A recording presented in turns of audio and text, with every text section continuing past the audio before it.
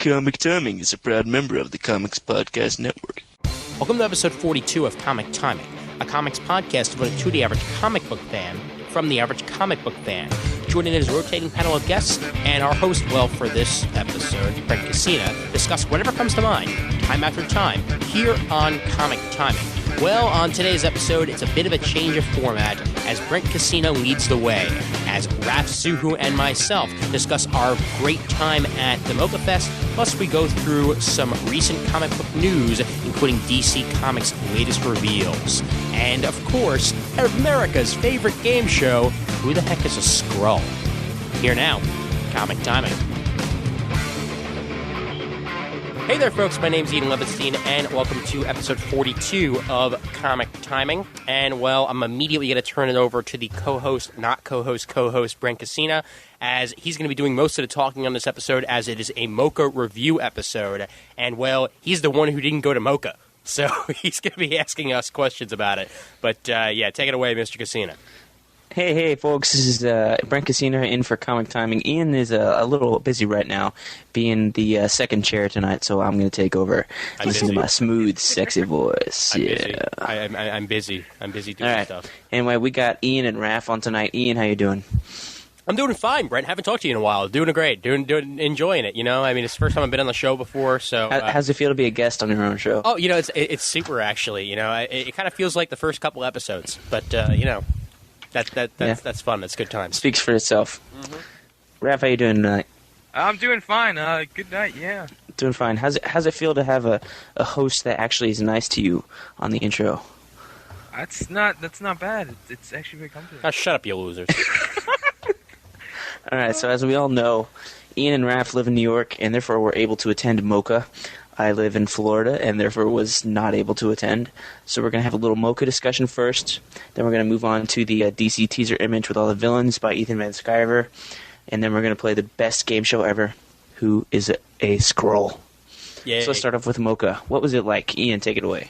Well, Mocha is an experience that, well, year after year is one of my favorite conventions to go to. It's not really a convention. It's more like a festival. And that's what I like about it. I mean, it's not the sort of thing where you're going to go there and, you know, it's not much of a panel experience thing going on, you know. It's the atmosphere of independent comics all throughout the place. You're going to find people who are into comics. And you're going to find people who are dressed like emo kids who think that indie comics are really cool. And they're going to be inside also. But mostly it's going to be a bunch of the, you know, true comic fans there. But you'll find some of the other people there as well. It's a great way to find stuff you've never seen before. And it's a great way to find stuff you've never heard before. And, well, yeah, I mean, that's awesome. It's an awesome experience. So what does Mocha stand for? Isn't it an acronym for something? Museum of Comic and Cartoon Art. There you go. Yeah. Okay, so... This is something that the museum puts on every year? Yeah. Yeah. Does it take place inside the museum? Is museum admission included in this thing? Is it like a museum party where you drink champagne? Actually, it takes place across the street from the museum. The museum itself is in a building very, very close, and this takes place in the Puck building around I guess it's around the Chinatown area, right, Ref? It's actually north. It's in Nolita, which is north of Little Italy. Yeah. Literally actually separates the rest of the world from Chinatown. I hate that term, by the way, Nolita. Nolita, yeah, I don't like it. Well, I guess you can say it's like Soho-ish. It's around that area, Soho, yeah. And it's great how we're like alienating everybody who's not from New York. So, okay, it's in New York City, right? On Manhattan? Yeah. Yes. Yeah. All right, this is the rest of the world needs to know. Okay. So, back to my original question. Is admission into the museum included in the ticket? It's not. No, that's separate to all of course. Well, no. The museum itself is not a part of this. Really, it's sponsored by the museum. It's basically taking the place of the museum for that day. You're not going to be able to go into the museum really that much. I think it's opened. Like certain exhibits are opened, but unless it's something specifically happening in the museum, then there's no reason to be at the museum. Have you ever been to the museum? I've always wanted to go, but I have not. You've been to Mocha, but not Mocha. Yes, I've been to Mocha, but I haven't been to Mocha. They did actually have the panels at the actual Mocha Museum this year, so that was a good way for people who hadn't been to Mocha to go there. But of course, I didn't go to any panels. So of course. that I still haven't been to Mocha. Do want to go, however. They just started a web comic exhibit, and I really want to go to that. So I'm definitely going to be going there in the next couple of weeks. Raph, have you ever been to Mocha? Mocha? Actually, I had a chance to go because I met someone that was working there last year at New York Comic Con, and she was actually running. There was a Superman exhibit last summer for Superman Returns, obviously, and obviously, I'm the world's biggest Superman fan. I have to go. I didn't end up going, and I've been meaning to go there. So yeah, I'm in the same boat as Ian, actually. That would actually be second biggest Superman fan next to Jamal Igle, as he proved on your show. That's not fair. That's not fair. Yeah. He fucking theater freak. Let's not right. go there. So you said Mocha focuses on independent comics. Now, when we're talking independent comics, are we talking Image, Top Cow, Dynamite Entertainment, or are we talking about the low-blow, low-brow dudes who live in the basement or live in the dark and just draw all day, like Steve Bryant from Athena Voltaire? Whoa. Hey. He doesn't live in a basement. He loves you, Steve. Okay. Well, when we did that episode, his webcam, it looked like a basement. That's true. Thank you for the throwback there, the refer back to that episode. I'm very happy about that, so thank you. It's a combination of both, and this is the first year, actually, where it's been a combination of both. It's usually just the small creators, just the small independent creators. However, this year was one of the first years where we had Vertigo there. The Mink Slime was there. You had some Image presence that they're usually there, but it's usually the creators themselves. So if there's an Image book, then there you go. There was no specific Image booth, though, but you did have Vertigo and Minx associated with it, and that's new to the Mocha Festival. That is not usually the case. Raph, you got anything to add on to that? Yeah, it's not. If you're looking for some of the bigger companies, I think besides DC and Image, I think the biggest company I saw there was First Second, the publishers of such books as the Surrogates. It's a lot of independent people. It's a lot of people who, basically, they do their own books, they do their own publishing. They don't really have a powerhouse publisher behind them. Actually, there were a few actual book publishers there too. I think, if I remember right. There were, yeah. There was one book, if I remember correctly, I think it was about convention life. I can't remember the full name of it, but they were definitely there. It's usually, if they are book publishers, and they're going to be publishers that are making books about comics, usually. Yeah, I think Random House was one of them. Yeah. Mm-hmm. Yeah, I mean, if you take a regular Comic-Con, take out the guys who sell the quarter bins and all that stuff. Take that out and take out a majority of the panels and just leave the artists and leave fans there, and you basically get that atmosphere. Except it's so much more fan oriented. Because these aren't professional comic book writers who sit behind their tables and everybody's in all of them. These are just regular people who have other jobs outside of comics, and you saw signs where it's I'll trade you comics. They'll trade their work for someone else. I mean, who does that at a huge convention like San Diego, New York? So. Barely anybody. Yeah, exactly. So this is it's a much smaller, much more community oriented thing. It's about the fandom basically. So it's less. There are no vendors or little vendors or what?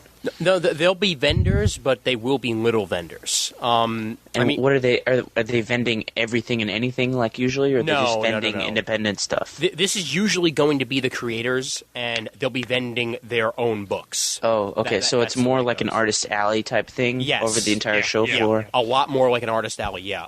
In fact, actually, to compare it to anything, it's more like the sort of artist alley you usually find at an anime convention.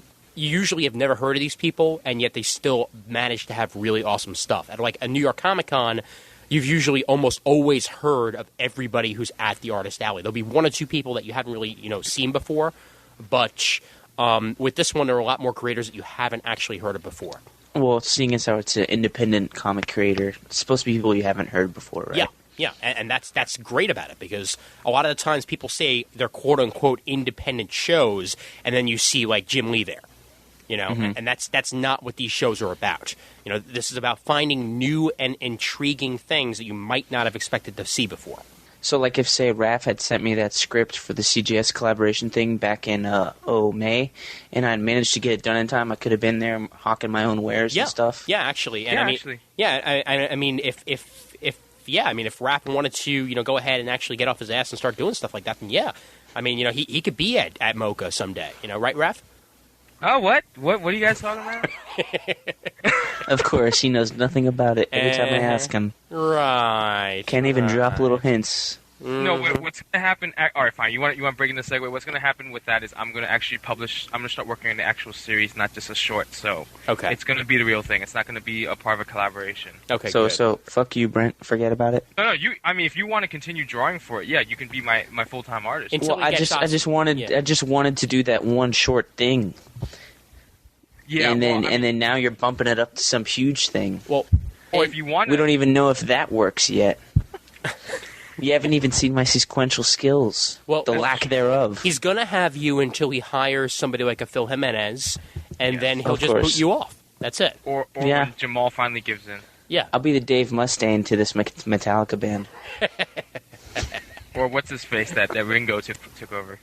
Oh yeah, I Yeah. remember him. Yeah, the original drummer that nobody knows about. Yep. Yeah. Okay. Show. So, are there any costumed people walking around this independent comic convention? Are they walking around in their own costumes? Emo kids. Yeah. Emo kids? They don't count as costumes, Well, right? that's the most costume that you're going to get. This is, again, because it's not an actual convention, the cosplay is very lax. I mean, there might be you'll find maybe one or two people, but they're usually actually associated with a book. They're usually associated with a table even. There were some people there that, like, for instance, I had an interview with these guys at New York Comic Con, and for the life of me, I can't think of what the fuck their name is all of a sudden. The ones that had like the goth dress that were giving away booze at New York Comic Con. Oh, gee. Insert name here. Insert name Artist, here. were they in Artist Alley? Oh, I know what you're talking about. I just don't remember the name. I'll have it for you in a second because I'm going All right, back. let's I'm all going back. close our eyes. I'm going back into the logs. Travel here. back in time to Yes. February. Yes. Okay. Here Let's we go. Yeah. close our eyes, I've got open it. our I've got mind. it. I've got Molly Crabapple of Dr. Oh. Sketchy's Rainy Day coloring book. Yes. Yeah. I saw And her. they were there in their same sort of gothic Lolita outfits that they had at New York Comic Con, and that it was all part of the book. They were pimping the books, and that's why they had that. But you're not going to find walking the halls. You're not going to find somebody dressed up like Milk and Cheese. I mean that's just not the way things go here. So I mean, if you do go, you can go ahead and do so, but you'll be the only one. Yeah. So from what I'm getting, it's all about finding new stuff and talking to people, actually, instead of just sign my books. Yeah. No, you're absolutely right about that. Definitely. I mean, Raph was there a little less than me, but I'm sure he'll probably agree with that. Oh yeah. I mean, most of the time, I didn't. Oh, okay, first of all, I didn't have that. I didn't bring in a lot of spending money on me, so I didn't buy a lot. But I spent a lot of time. I was there maybe 3 hours. I spent 2 hours talking to people and just like. Because I want to be in the business, blah blah blah. I talked to people about the business. We talked about, stuff they're doing, what they like. We actually talked about the books we were reading. Like, I was like, what do you think about Action Comics? Some people, this one guy just spent like, I think 10 minutes just bitching about Action Comics with me about the whole Jeff Johns delay and everything. I mean, in the middle of Mocha, which is you don't expect that, but these are just to prove that point again. They're not just creators. They're fanboys and fangirls just like the rest of us. Yeah. They happen to love comics and happen to do it instead of just being a passive fan person and just reading them, which is that's fine. I mean, they're doing something they like and they're reading it. They're totally immersed in it, and that it's fun. It's fun to be around. The biggest people that were there were guys like Brian Wood. He was there for DMZ and all the other stuff that he's done. And Evan Dorkin was there. Yeah. He was there hawking Milk and Cheese and all the other books that he's done as well. But other than that, Go say hi. Yeah, I did. I wanted to go say hi to him, but actually his wife was there, so I just said hi to her. But and I'm trying to think. Rick Spears is his name, right? The guy. Did they remember you? Well, he would have remembered me had I actually talked to him, but his wife, is just his wife. So I just got a couple of things from there and said thank you. That's it. They were giving away free comics actually, so I got a free issue of one of his other works there. I'm going to go through my swag bag later and I'll show you exactly everything that I got. But Yeah. That's right, guys. He's going to show you. He's going to post pictures. I am actually because I'm actually planning on getting a digital camera in the next 2 weeks or so. Once I get my paycheck, so I will actually Welcome to the digital age, Ian. Yes, indeed, man. But I'm trying to think. It's Rick Spears who does American Virgin, right? and Pirates of Coney Island and that sort of stuff?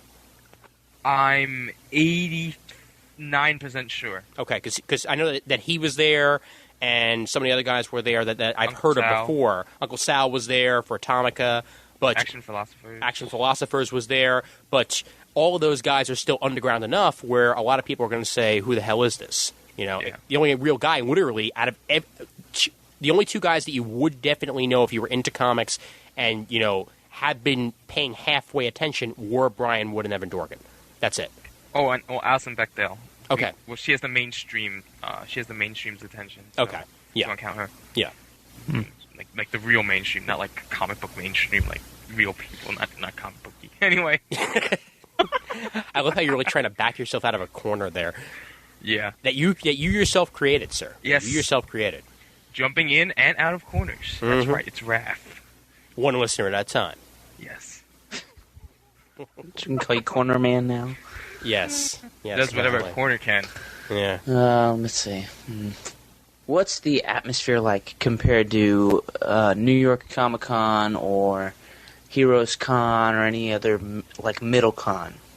Okay. Like, I guess New York would be too big. Yeah. Like a smaller convention, or maybe like one of the anime conventions you've been to, Ian. Well, it's funny actually because when you would compare it to a Artist Alley, I would actually compare the atmosphere to the Artist Alley at New York Comic Con. Because totally. What you have here, you have a setup where this year there were 2 floors that they were utilizing. The years previously, they only had 1 floor, where you have a main room when you first walk in. Then there's a room to the farthest area where it's a lot more open. And then there's another room in the back of where you walk in where there's about maybe like 7 or 8 tables set up, and it's a little more squished. This year they had those 3 areas, but then they also had the 7th floor, which used to be the panel area, being used for the bigger names like Vertigo and that sort of stuff. Wizard had a table there, and a couple of other things that would have expected at a major convention were up there. But that was also very wide open. So the packed in part of it reminded me a lot of actual like New York Comic Con and that sort of stuff, because it reminded me of having to like squeeze yourself by to get through. And there was always a crowd noise. It never was silent in there. Everybody was talking to everybody and chatting up creators and all that. It wasn't just buying your books and leaving. So that's why it felt a lot like an actual Artist Alley at an actual convention to me. Raph? Yeah, I think it is. I think it's still different from an Artist Alley. I think it's a little more intimate because you don't have to necessarily like at an Artist Alley. You've got those people who are standing there, who are like standing over Ethan Van Sciver or standing over Rob Liefeld or standing over Freddie or Jamal, and they're like, "Oh my God, it's you! I love your work." It's so much. It's really a lot looser and a lot more friendly. There's nowhere near that fanboy uptightness about the creators or about being at a con. It's just people are just standing there talking the day away.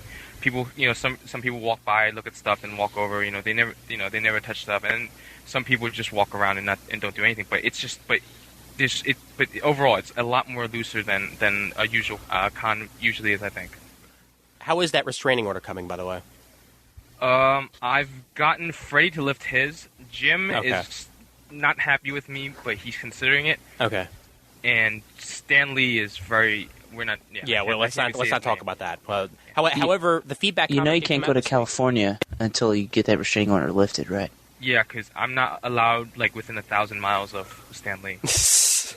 I have to leave the city actually when he comes here for appearances. But again, everybody pick up the feedback comic. Came out this week. Dark Horse Comics. Hell yeah. Yep. Feedback. Who wants to be a superhero? Yeehaw. Ha Woohoo. But no, actually, you know what? Now that I think about it, yeah, there might not be the whole standing over people, but there is the sad puppy dog eyes. Both of you guys know what I'm talking about this. Oh God. Okay. Please buy my book. Yes, that is still Please, there. I need to Please eat come my take a hot look. dog tonight. Yes, and it's so hard to pass by these guys and not buy something because they're all like, "We love you. We're your friends. Will you please? Please. We'll give you a hug if you buy our book. we'll eat tonight if you buy our book. Buy my book. And they hypnotize you, and you buy their book. It's very hard not to go and buy a freaking title. But if you exercise restraint, or if you have no money, like Raph, then you're able to get by. It's real hard. I'm standing over there. I'm like, I don't have anything. I spent about $100. Yeah. Oh, do you remember what we did for the Comic Book Legal Defense Fund? That was terrific. What did you do? What did we do? It was us. It was me, Denise. I think you, Serge from the forums, and Chris. We were all standing there, and then we're talking, and then we're right in front of the Indie Spinner Rack table and the CBLDF table, and they're kind of looking over at us when we're having a conversation. And I don't know if it was you or Chris that said it, and we were like, oh, kind of feel bad. Maybe we should drop some money into their. Oh yeah. No, Chris, that was Chris, my girlfriend Chris, not Spano, but yeah. Oh, whom I told Ian should invite on this episode, but I guess you forgot. Oh, come on, and yeah, no. Quickly deferring the subject away. It would have gone off topic way too fast. All right, but yeah, no. What's Ian like in bed? Oh my God! What the fuck, man? Jesus fucking Christ! But sorry, I could help myself. Yeah, right. But no, it was as Guardian and my Chris, both Chris's. I remember actually recommending this. That they look so lonely over there. We should go give them money. And I walk on over and I have 2 quarters in my hand, and I have 2, like little like cans that they're collecting things in. And I put 1 quarter in one, and I put 1 quarter in the other, and I go, there you go. And they're like, thank you, and then we walk away. Yeah, and then of course, 20 minutes later, only a quarter. Oh, come on! I'm not a Moneybags. You're a Jew. Oh, zing! Yeah, I'm a Jew that lives in a cubbyhole. I live in a fucking cubbyhole, man. All right. I'm not New living. New York land is expensive. I'm not living in some It's not mansion to be right? like. I'm not mansion. the Jew card. Oh my God. Do you guys play Jumanji on Game Night? The Jew. You played the Jew card so early, man. Oh, we got like 10 minutes into the recording. How's that tan going, buddy?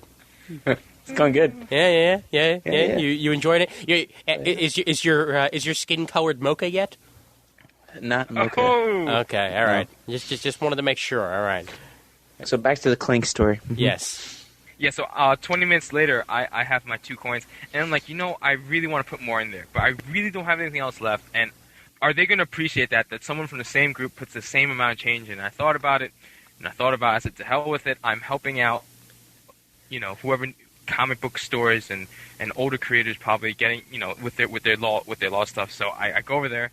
I don't opt to do the 1 in each, I just do I do the 2 in 1, and then I pull out the rest of my change, and I just sort of dump it in there, sort of. Which was just I think 2 dimes and a penny. So I contributed an extra 21 cents to save comic book stores and older creators. Because he's always got to do a little bit better than me. That's Bravo. Yeah. Bravo. My heart bleeds. Fucking liberal. Well, what do you expect? I'm a Jew. Oh, this is the Jew podcast. It's going to be the Jew card. We're all going to play the Jew card eventually. Oh, man. Oh, and by the way here, just because we're talking about, actually, helping people out, let me help people out here. The Comics Podcast Network has graciously supplied a promo for Comic News Insider to be played on the show. And I want to once again plug the Comics Podcast Network, as always, over at comicspodcasts.com. We're a community, and we share alike. So here is a Comic News Insider promo, and then we'll get back to the actual conversation. Welcome to Comic News Insider, brought to you by Dynamic Forces. This is Michael Emerson from Lost. Rosario Dawson. Joss Whedon.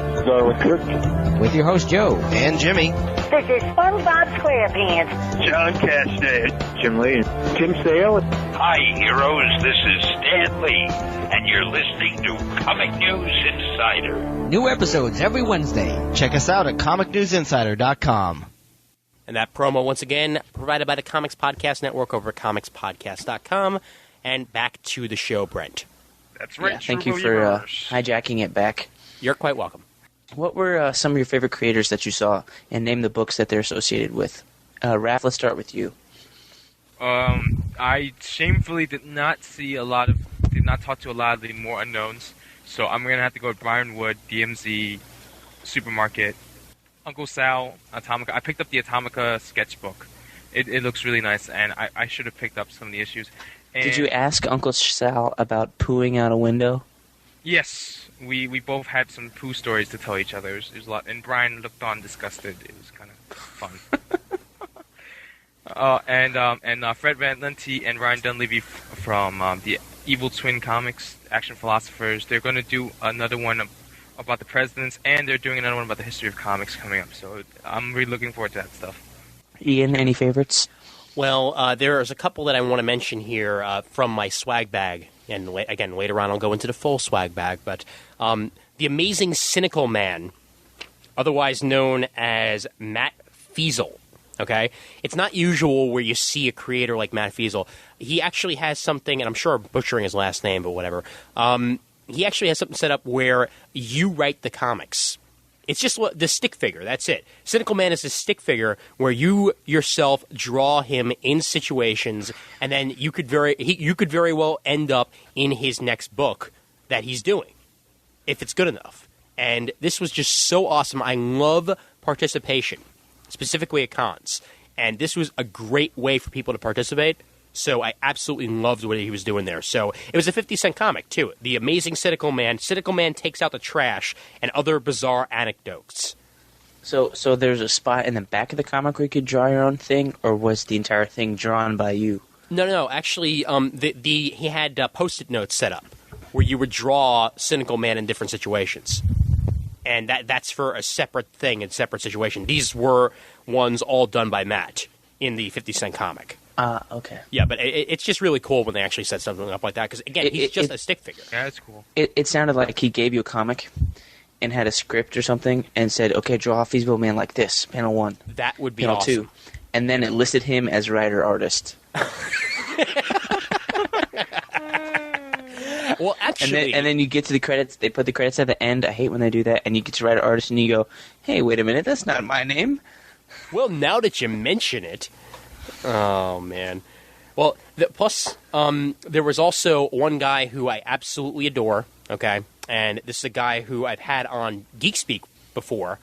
Well, Doug Bratton of Pop Culture Shock Therapy.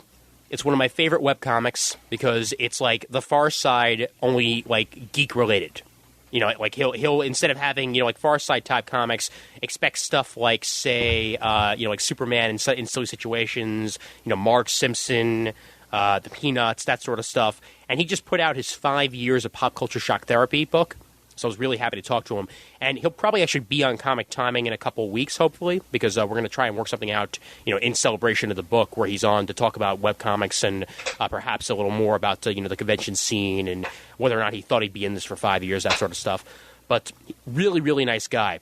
And it's great to find a guy who's actually willing to talk both, on the phone and in real life as well as he does, and he certainly is one of those guys. And one other guy I guess I can mention is Jeff Jocks of Questionable Content at questionablecontent.net. Again, another one of my favorite webcomics. And he was there. I got a shirt from him and also got a wonderful sketch of one of the characters that was recently introduced named Hannelore. And she's an OCD. Absolutely OCD. She obsesses over everything, makes her house clean and all that. But she recently got obsessed over drums, and since then has been trying to become like the best drummer in the world. And he drew this awesome sketch of her drumming with the caption, "Loud is fun." So I really, really appreciated being able to talk to him again. And this is the third time I've seen him at MoCA, and all 3 times I've gotten sketches. So he's a really cool guy. And that's those are my favorites right there. So there is sketching going on at this con? Yes, there is. Not much. Like any convention? Yeah, like any convention. Oh, yeah, definitely less. Because most of them are just there, plugging their books. They might sketch in your book if you buy it, but not everybody's going to go and do free sketches, that sort of stuff. But usually they will be free sketches. It's not often where you find somebody who's charging here, which is actually pretty cool. Because, as Raph will attest to, pretty much everybody at New York Comic Con, you had to pay. So Brian Boland will never be at MoCA? No, actually, he was there. Only he was drawing the size of a postage stamp. Mm-hmm. He actually drew. He had a big, like a big magnifying glass, so he could see it himself too. Exactly. Yeah. No, he drew the Mona Lisa on a postage stamp. It was beautiful. Wow. And it was only $212. He cut it down. Really? He charged me $300. Oh, you got ripped off. Ah, bastard. He's going to go after us. He's going to run after us. God damn it. Oh, man. But yeah, no, definitely less sketching than usual. But again, people are very generous at this con. So yes, they are. If you ask them for something, you'll probably get it. Raph, what do you think attributes to that generous feeling? It's I think I've been saying this, and I'm going to say it again. I think it's these guys are doing this out of love for the comics. I mean, I'm sure the other guys, all the guys that work at Marvel and DC and Image and all, they do it for love of comics too. But these guys are doing it really for the love of the comics, because they're not getting paid as nearly as much as they are, and they just kind of go, if you bought 3 books, I'll throw something in for you. I think it's easier for them because it's like you're supporting me, you're giving me all this attention. You probably, if you tell your friends about it, you're probably gonna tell your friends about it, and I'm just gonna throw this in for you just because. There's nothing, there's no uptightness about it. It's not like, oh, you have to buy something. Although they give you the puppy dog eyes, but it's not like they're throwing it at you. It's all just totally open. Yeah, and these guys are willing to talk to, even if you don't buy something. Oh yeah, you can still have a conversation with them, and I mean they'll perfectly understand if you don't have money, you can't buy something. It's as simple as that. And I mean they also understand that it's a very big area. And a whole bunch of people are there. So if you don't buy something from them, doesn't mean that they can't talk to you. And emo kids will buy stuff. Oh, yeah. And, I mean, that's another thing that I definitely want to touch on here. It's so much more of a hipster situation here than you will ever find at a regular convention. Those guys in canvas cargo pants with unshaven beards and guitars around their necks? I wouldn't go there. I'd more go... guys dressed entirely in like plaid shirts and like slick back black hair and a tear tattoo, like that sort of thing going on. And they will show up because it's their neighborhood. I mean this is usually the part of New York that's more artsy. So they'll show up because they hear about it, either through the grapevine and, they give it a shot, or they think it's trendy to be there, so they'll show up. And you can tell who's there for the true reasons and who's there because their friends are there. And it's really apparent. So, Ian, who gave you the best puppy dog eyes? Out of everybody, I'm actually going to have to go with the... Ooh, this is a toughie, actually. You know what, actually? Give me 1 second. I'm going to look for the most expensive item that I bought. And that will be my answer. Raph, while he's looking, can you think of anybody or start thinking of who gave you the best puppy dog eyes? The best ones as in the ones I could avoid easier, or the ones where they got me to do something? The best, the most convincing. You can't get away from them convincing. You saw into their eyes and you just thought Fox and the Hound where the mother dies or whatever. And you just broke down and cried inside. See, the thing is, I had like a poor little emo boy listening to My Chemical Romance when he's losing his virginity. Whoa. I'm not saying I've been there. I'm just saying sue me. Well, congratulations. You just probably just said something that's going to end up on the next promo. Okay, yeah. Okay. Anybody got any answers for best puppy dog guys? Well, actually, I'm going to go with the Action Philosophers guys because I had no intention of buying any Action Philosopher stuff, and yet I saw them there, and they were looking so helpless. There was nobody around them, and I was just like, I'll take one. Please. Yeah. And I mean, I bought Volume 1, which is the first 3 issues of Action Philosophers, because I have Issue 1 somewhere, but it's lost deep in the depths of my collection. I don't think I ever read it. So try underneath your mattress, left corner, about a foot in. I think it's over there. Is my webcam that good? No, Brent lived under your closet. I turned on the X-ray. Oh, okay. All right, I got you. Yeah, but no, I mean, they at the time there was nobody around them. Later on, they were really, really busy, but at the time there was nobody really around them. So I'm like, all right, fine. So I went and bought their book. So they're definitely up there in the puppy dogs. Raph? Same here. Actually, when they got busy is when I left them. When I got there, they were sort of busy, and we started talking about a lot of things. We started talking about they're publishing the Indie Spinner Rack anthology, and we started talking about that. We started talking about the CGS anthology and how it's not getting anywhere. You know, he offered to help before, but nobody responded, and we just started talking about what they were doing in the future. And then, so that was a good 20, 30 minutes. And then after that, it was that awkward silence, like we've already talked about everything. What am I going to do? So how's the family? How's your dog? I mean, what am I going to... So I'm standing there, and then a couple of people pass by, and they look over at them. They give them the puppy dog eyes. They don't give me the... But I'm standing there, right? I'm standing there right in front of their table, and I'm not getting anything. And I'm like, I have the first 2 trades, and... I was gonna get the next set in trades and not in single issues. Oh, what the hell! I'll get the next 2 issues, and I got the next 2 issues, and completely drained my wallet. Well, I got something from this guy. I don't know if you guys have ever really heard of him, David Arroyo or something. I don't know. Some sort of.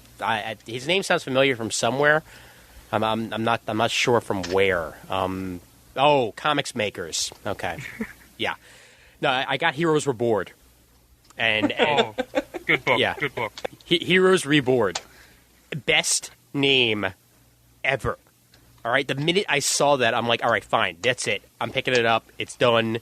Period. It's $2.99 for it looks like it's kind of a mini comic, but it's still $2.99. But it's full color, so I'm like, all right, what the hell? And plus, it was David Arroyo, so I wanted to support him. So I got that also. Yeah, Did anybody bring their little 10-year-old girl just for puppy dog eye looking?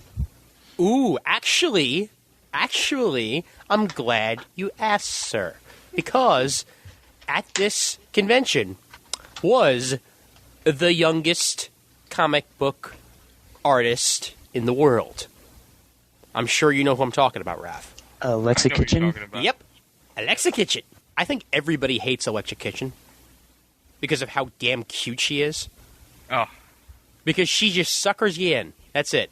And it's funny because I think that there was if I remember correctly, the Convention Confessional guys had something in one of their books about Alexa Kitchen, and they happened to be set up directly across from Alexa Kitchen this time. So Chris asked them, "Wow, it's kind of a coincidence that you ended up across from Alexa Kitchen," and he just sort of turns to her and goes, "Devil child." Oh God. Yeah, They didn't have a sign that says, like Alexa Kitchen, try our book. Yeah, they did. They did. It wasn't nearly that bad, but yeah, no, it was like the youngest, comic book artist ever. Even though she's using the same joke that was in Calvin and Hobbes 10 years ago. Buy her stuff. Wait, was she on the 7th floor or on the ground floor? I don't remember. Ground floor. Ground floor. There were 7 floors to this thing? No. There's a 7th floor, and then there's a ground floor, and that's it. Yeah. There were 2 floors. One was on the 7th floor, and one on the ground floor. Okay, I have a question. Yeah. Were there 6 floors difference? Because this is the Puck building, and other stuff is happening in it. Yeah, Mocha doesn't own it; they rent it. So. Yeah, this wasn't actually in the Mocha Museum. Like I said, it was next door. Right. Okay, understand. Yeah. What I don't understand is why not 1, 2, 2, 3, 3, 4, 5, 6, 6, 7, not 1, 7. Well, that's a long elevator ride. You could go on that elevator thinking you wanted something from the 7th floor, and by the time that elevator ride is done, you hear the little bing, and the doors open. It was a very quick You could have elevator. Forgotten what you wanted to Very get. quick elevator. Yeah, and I went on the old style elevator with the operator. Oh, I forgot to. I completely forgot to do that. I meant to do that. They had an old school elevator with an elevator operator and everybody. Because an elevator is so hard to operate. This was an old school one that's hand cranked. Yeah. Ha ha. You have been awesome. slain. So it's probably a good thing you didn't go on. You would have killed that guy. Oh. Well. Oh, and also I have 2 words. Soy bars. Oh. Yes. Mango soy bar. Mango soy bars. That's 3 words, but that's good enough. on the 7th floor, there was a setup where these dudes, they must have known that, where they were, because again, it's hipster central. So there was just a full counter full of soy bars, free samples of soy bars. I had 2 of them. They were interesting. They were pretty decent, but that was the only food I had basically all day until dinner, and that got me by. That's when I bumped into you, actually. We both had the soy bars. Yes, actually, yeah. Speaking of dinner. No, wait. I wanna ask. Yeah. Ian, what did your girlfriend buy? Was she interested in it? A lot of stuff? Anything? See, what you have to learn here is that my girlfriend has been reading comics a lot longer than I have. Mm-hmm. She's 4 years older than me. Mm-hmm. So she got in younger. She remembers more about it than I do from the time that I was first getting into it. So yeah, she bought a lot of stuff. Also, she had to stop herself at eventually from buying too much. She spent around the same amount of money than I did, and it was mostly on similar items. Obviously we have different tastes. She'll buy different stuff from different people, but she's wide open about comics. She goes and buys from anybody. And still, never on the show. Not yet. Eventually. Got to talk her into it. Don't want her to kill me. You could just edit her to make her sound good, Yeah. Oh, no, actually, technically, she's been on the show once. Let's see if anybody remembers. Anybody?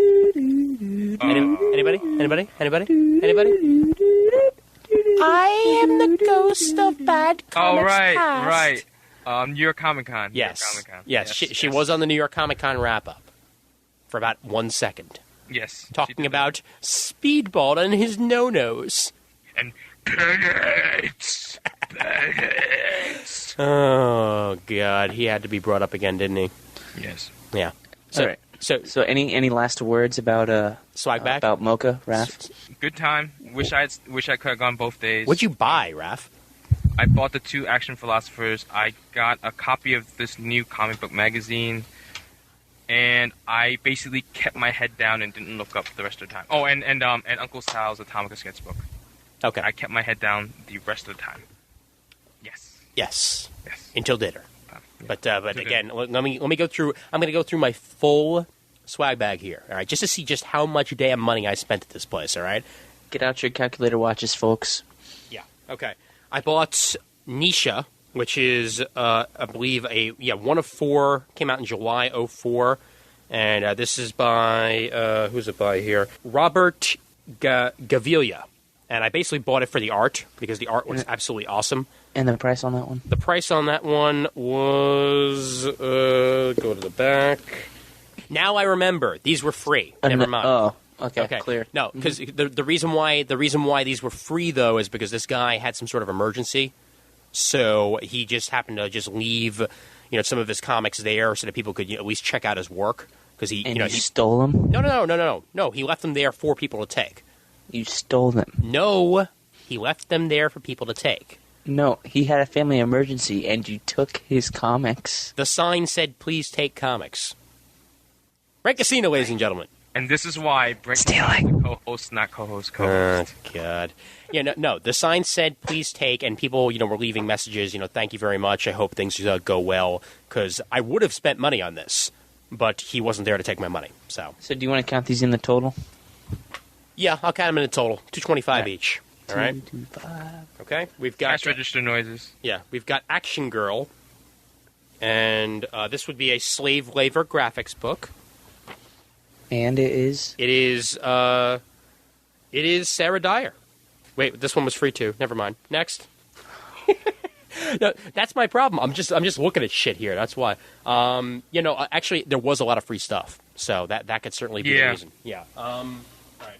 I'm going to go through the free stuff that I know was free, and then I'm going to start actually, going through stuff that wasn't free. So hold on one moment. All right. Got that. Okay. And now look into comic book history. This I spent money on. Convention Confessional Volume 3. And that's because I had Volumes 1 and 2 already. These are really awesome guys. And the price on this, let's get the price, $450 US. Not bad. For one comic, $450 US. Wait, did you get it from them because they were situated across from Alexa Kitchen? That, and I knew them previously. Oh, okay. Okay. We've got, let's see, was this, no, this was just a sneak preview. This is Punk Magazine. It's $4.95 right there. $8 admission, so let's count that in there. $8 admission to get into the place in the first place. So that's in the total. Action Philosophers was $6.95. I spent money on 2 T-shirts, one of which, "You have been turned into a whale. Is this awesome? Yes or no?" It's like an old-fashioned RPG shirt with like a pixelized whale on it. Good times. It's good times. Yeah, it's definitely good times. That was $10. And then I spent $10 more on, I think they were $10 each. I'm pretty sure they were, on a She Blinded Me with Library Science shirt. I remember that one. That was good. And that was questionable content, so I had to spend money on Jeff Jocks because he's the man. Again, Heroes Reward was $2.99. A Pirate's Life for Me, a compilation of all things pirate. Let's see, I think this one was just 50 cents. We've got Satisfactory Comics, number 7, which is by Alex Cates and Mike Wenth. $2. So let's put $2 on that. There was the Funny But Deadly 5 Years of Pop Culture Shock Therapy. $17.95 on Pop Culture Shock Therapy. That is where I will stop, because I'm sure I'm boring everybody to tears. You are at $72.34. Yeah. So I spent at least $72.34. I'm sure there's probably other stuff there that I didn't, actually take out. Corn dogs, sodas, lunch. Actually, yeah, lunch was about $6.95 at Subway. Times 2? No, just times 1. You didn't buy your girlfriend lunch? Chris paid for herself. Cheapo. Oh, come on. Uh-oh. Are we going to see another Jew card thrown? All right.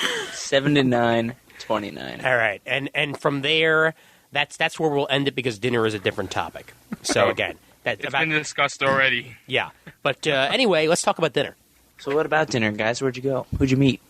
Ooh, yes. All right, Raph, you're telling most of this story. Yes, seeing as how I live in Chinatown, I had no idea. Okay, let me set it up. I go on the forum about a day or two before the dinner, and I find out there's a dinner going on, right? Just to see before hanging out. And I look at it's Golden Unicorn, and I happen to tell one of my friends I'm going to go to Unicorn. He gives me this funny look, and I'm like, I don't remember where it is, but I think but he's like, it's not that great, and so I keeping that in mind, I'm like, it's probably not that bad, because all of us in Chinatown, we hate the Chinatown food, so that's just, But anyway, so we're all at Mocha, we all meet up outside, we all start walking down there. It's just me, Ian, the CGS guys, a couple others, and then out of nowhere, Spano comes with his huge IS army. I swear to God, this man is Batman. Yes. All right, he just slinks in the shadows. He is the Knight, because all of a sudden he was there. No idea where the hell he came from, but he was there. With 80 people. Yes. Yeah. And we're walking down the street, and then we walk into Chinatown with this huge group, and it's sort of like touristy, but anyway, we get to the restaurant. I remembered where it was, and I remembered exactly what it is. It's a banquet place. It's where like mostly Chinese people go there to have wedding banquets, birthday, and maybe not birthdays, like huge events. We go there for huge events. The food there is served in the middle of the table, where you all just kind of grab a piece. It's not individual orders. And I had forgotten all this before we actually got in there and actually got into food. So we go in there. There's so many of us. There's so many people. The entire Peter, Jamie D, and Brian from CGS with Clara and Tasha. Charlito from Indie Spinner Max there. Mr. Phil's there. Spano's there. A whole the Geeks Unite guys. The Geeks Unite. Well, half of Geeks Unite. A third of Geeks Unite. Well, excuse me. I meant to say the Geek Knights guys, but the Geek Knights guys. Yeah. Oh, they were there? I didn't see them. Yeah, man. No, all 6 of them were there. All members of the front row crew were really? there. Yeah. I saw them, but I didn't say hi. No, didn't you realize that I was off in the corner talking to people at one point? Yeah, I just didn't realize that was were. Yeah, that was Raymond Scott. Oh, yeah. Okay. Mm-hmm. Okay. Yeah, that's Raymond Apreche from the forums. Yes. So I finally got to meet him without actually meeting him. Yeah. And then the Forbidden Planet guys came, but that's later on in the story. Okay, so yeah, but anyway, so it's like 1, 2, 3, 4, about 4 or 5 tables of comic book geeks, and we're laughing and we're talking, and I look up after like 10, 20 minutes, and I realize Ian, like I'm at the table with Ian and Chris and their friend. Gee, I always forget her name. Jenny, right? Jenny. Me, Ian, and the rest of us are there, and we're the last table to order. So the waitress comes over, she starts taking orders, and I'm the last one to order, and so I decided to be slick and order my food in Chinese. Maybe that'll get me a little quicker service. And she's like, oh, okay. And then Ian forgets his beer, and I ordered a beer for him in Chinese. And so, another 10, 20 minutes, we're all chatting, we're all having fun. The one of the other tables gets food first. Guess who's the second table to get food? Ours. Two Asians at the table. Magic. Yeah, and mind you, we ordered like appetizers and we ordered like dumplings and all this, and all of that came before Brian Deemer got a single morsel of food. Yeah, it was painful. It was very painful to watch.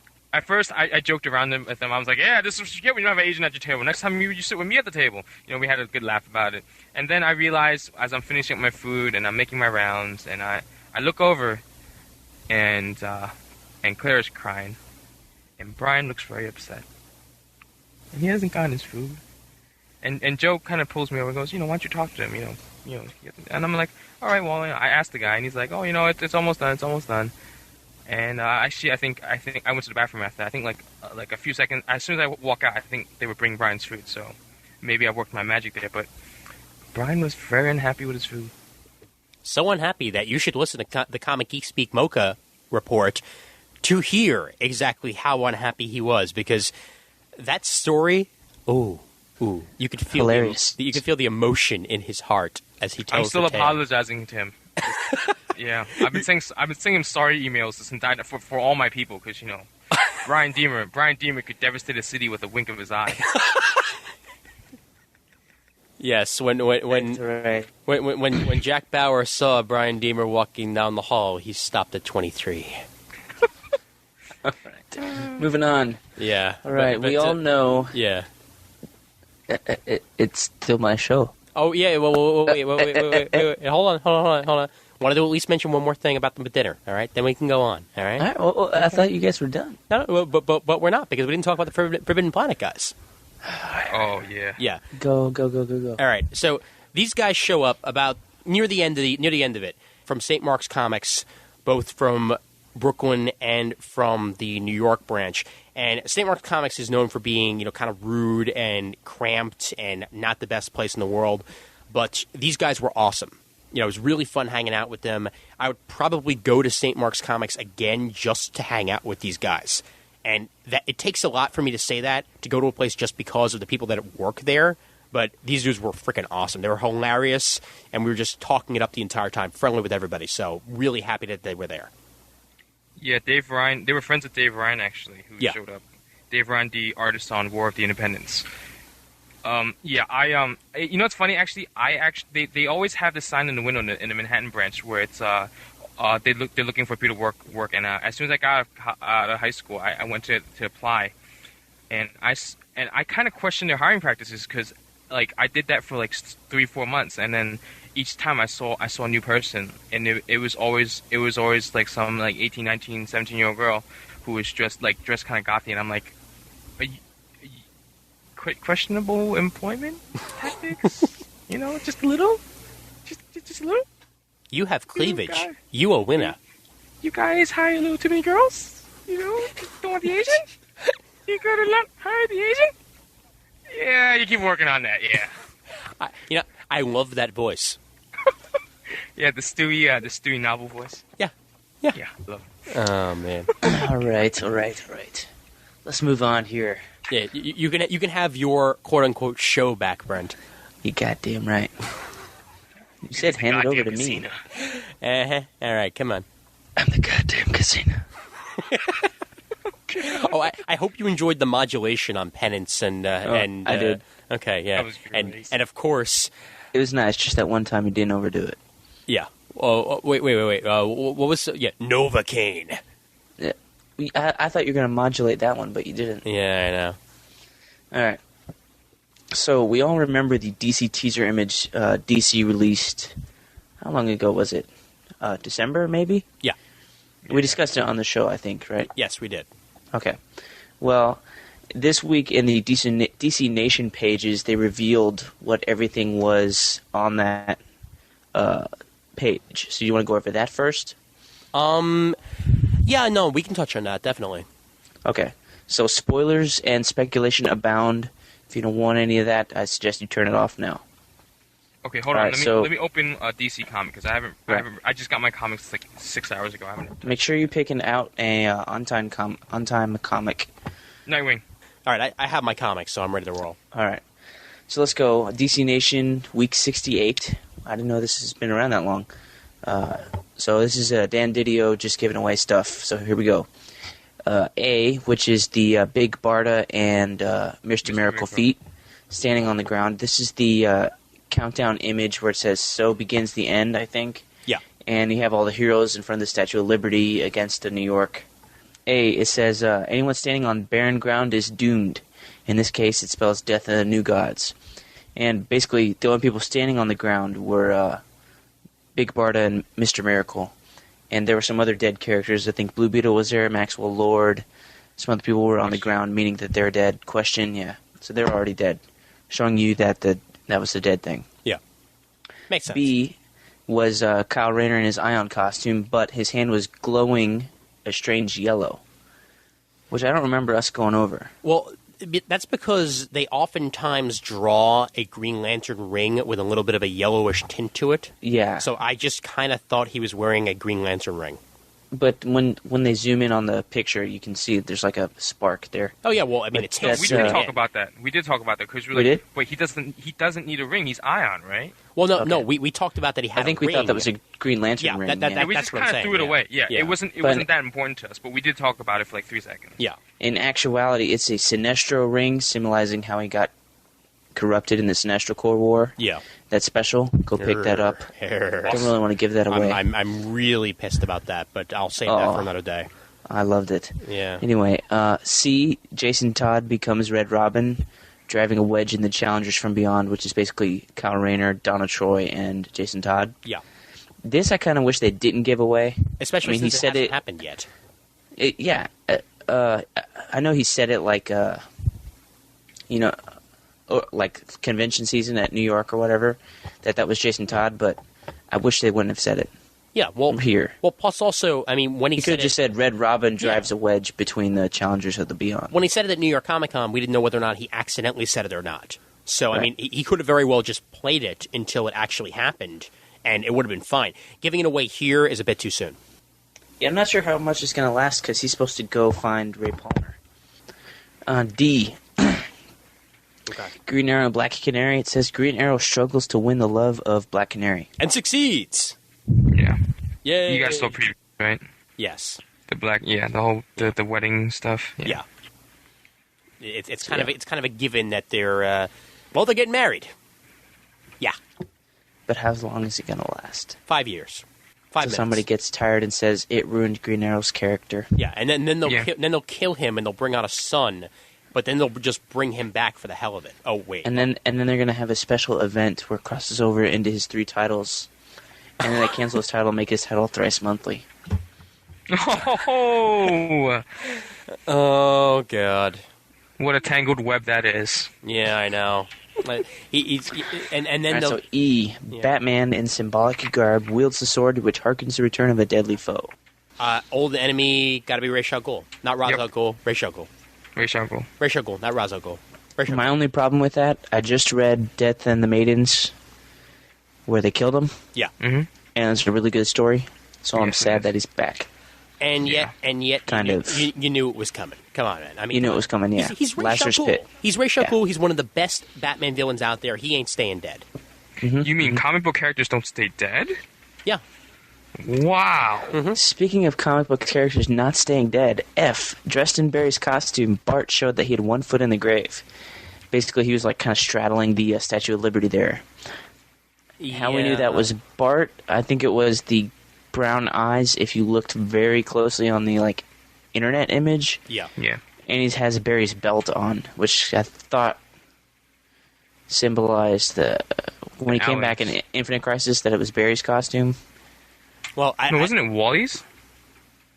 No, he came back in Barry's costume came back in Infinite Barry's. Crisis. Yeah, Okay, in he did. 6. He did, and then he wore Wally's costume.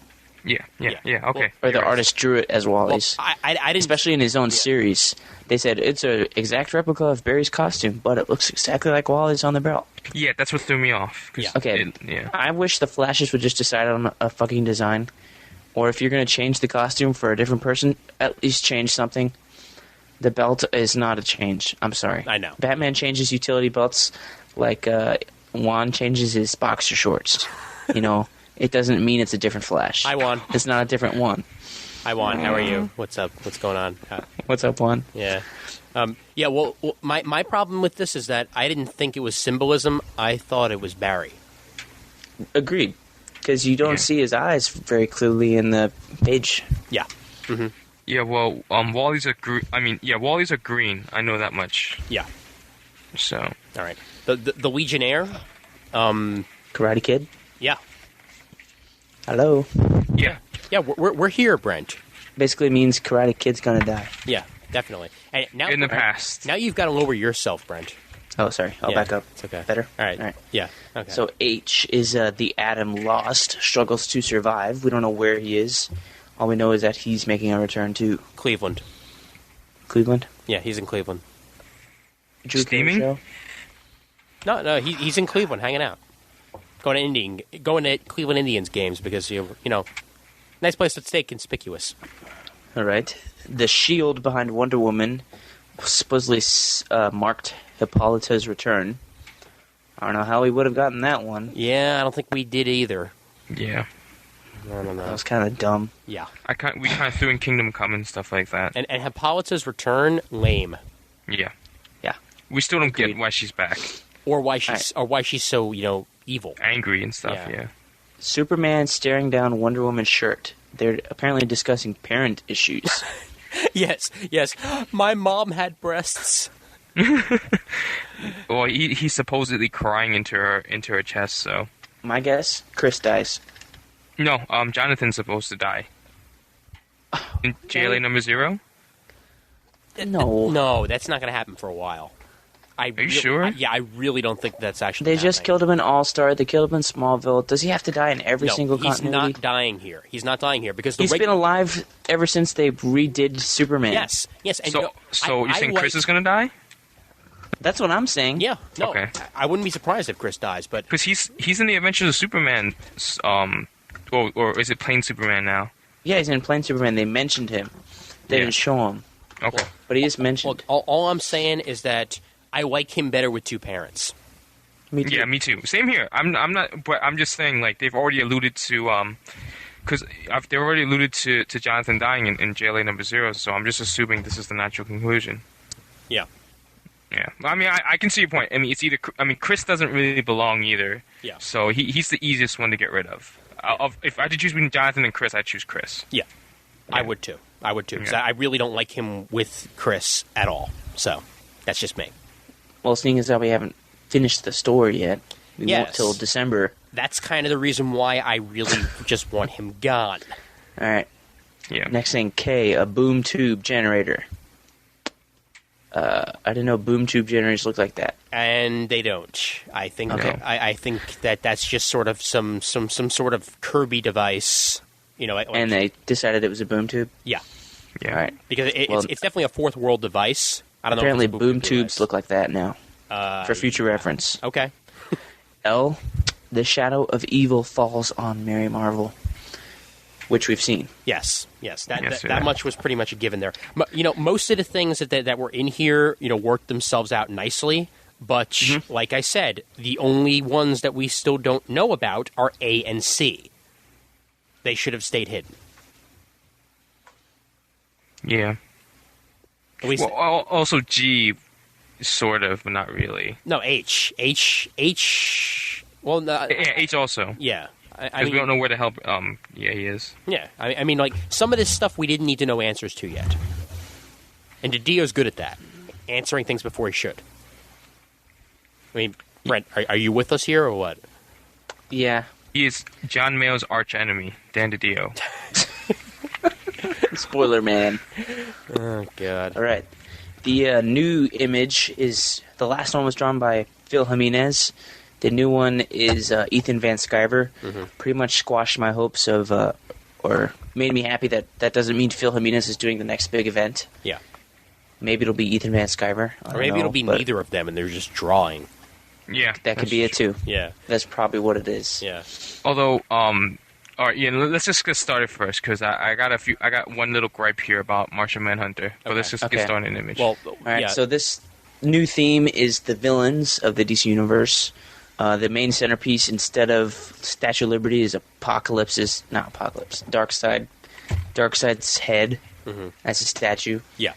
And New York is burning in the background. And is it just me, or does that look like the Anti-Monitor stuff?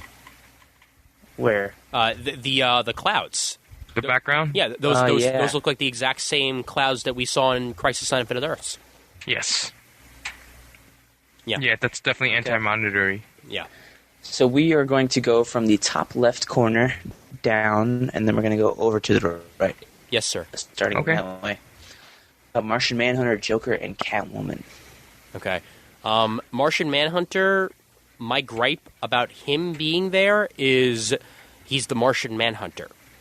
I really do not want to see him become some sort of actual Martian Manhunter. I like him better as a good guy. I don't like this dark path that they're taking for him because he seemed to have always had this glow about him that I liked, and they seem to be taking that away ever so slightly day by day. And it's ridiculous. It's absolutely ridiculous. He doesn't need it. He's a hero. He's not in the JLA. Yeah. Yeah, he's on the JLA. He's a hero. He should stay a freaking hero. Not everybody needs to be dark. And also, he looks horrible. He looks kind of fat in that drawing. Well, no offense to EVS, but yeah. That's not one of his best works. I like it. At first I thought his cape was too short, and then I realized it's blowing in the wind behind Catwoman. Yeah, it is. Yeah. That was kind of off-putting. Anyway. No, I think he's drawn okay. I mean, if you look at the... he's a little bulkier than he was in the Superman Batman stuff that Ethan did. Yeah. Yeah, that's what I'm saying. Like, I like this. I don't like him looking too big. Is he bulkier because he's evil? Is that it? Like, I mean, is he on steroids now? He looks like Bane.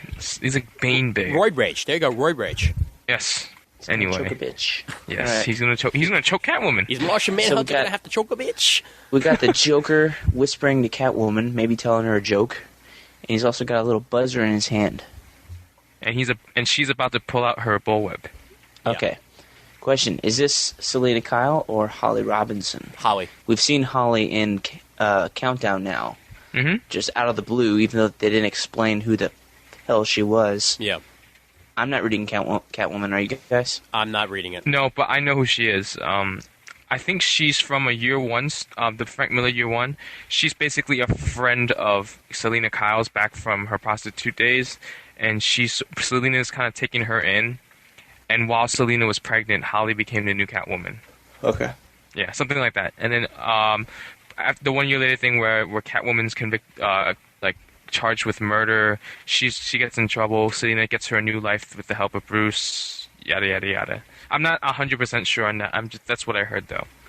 Okay. And the Joker's back. Obviously, he's not going to be sitting this one out like he did Infinite Crisis. Oh, yeah. Yeah. Because again, you do not leave the Joker out of things and get away with it. Yeah, Alex Luthor paid for it. Big time. Yep. So he's definitely a big part in this. All right.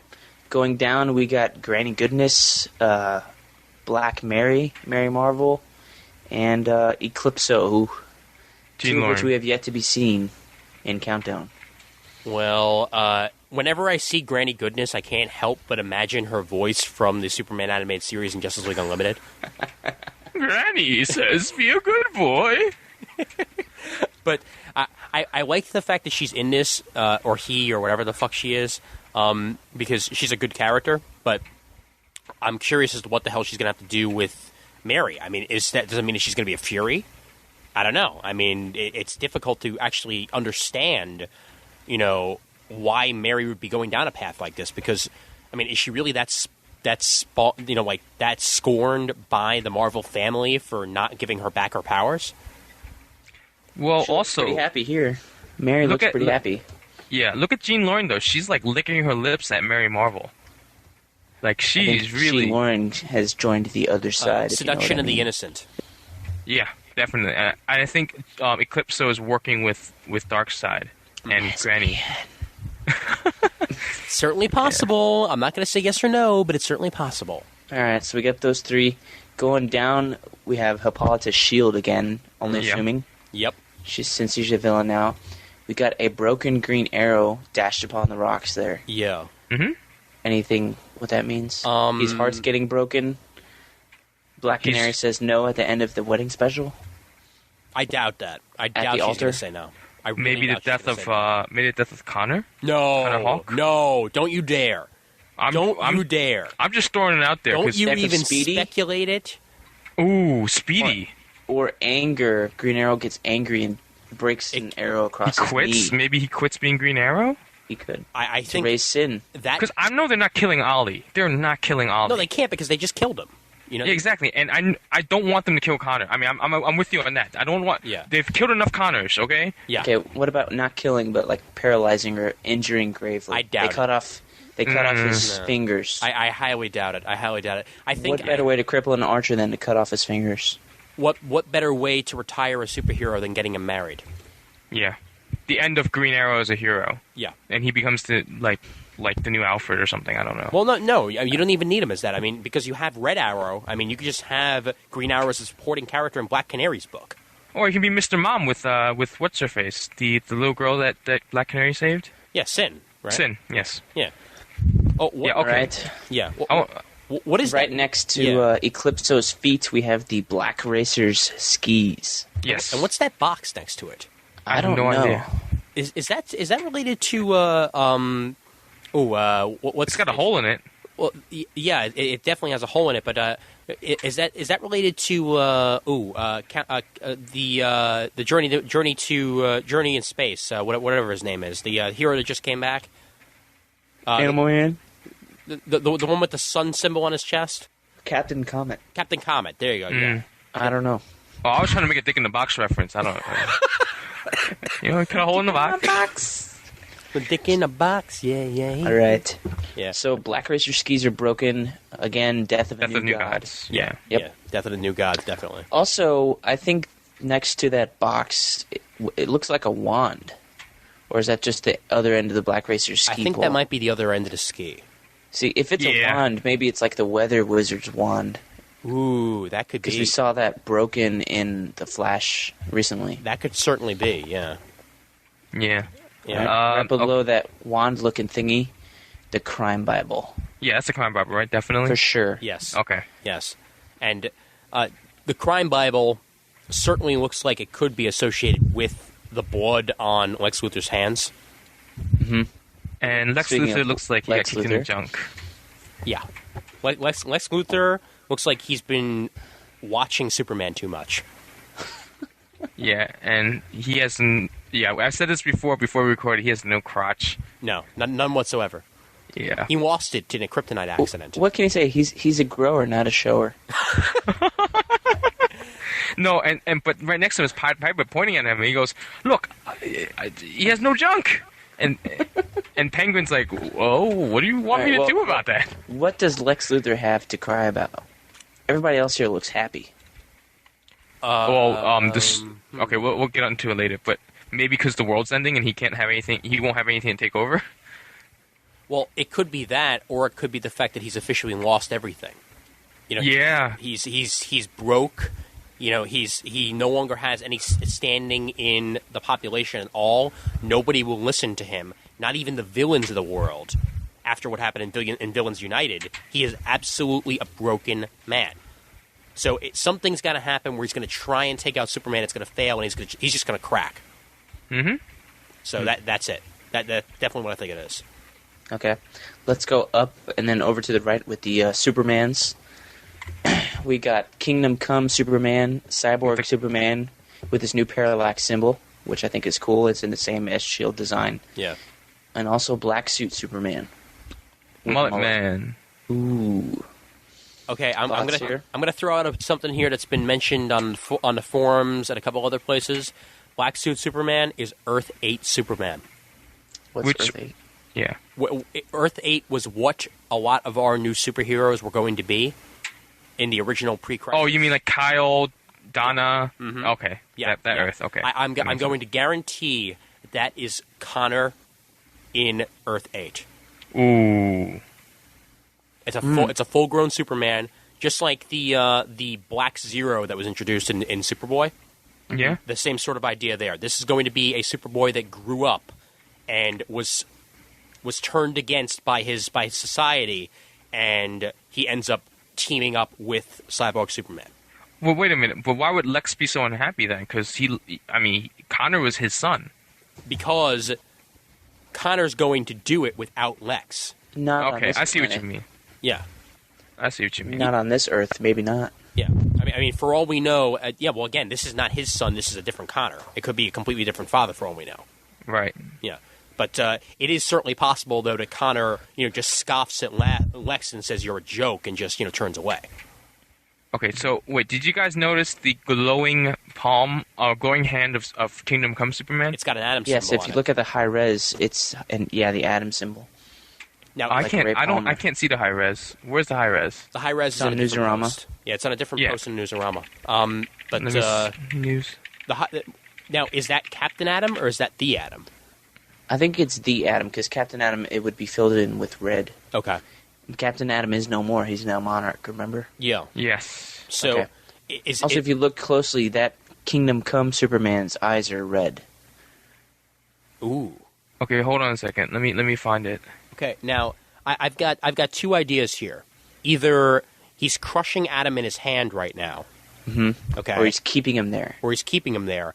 And also, is that Kingdom Come Superman or is that Earth 2 Superman? I think it's Kingdom Come.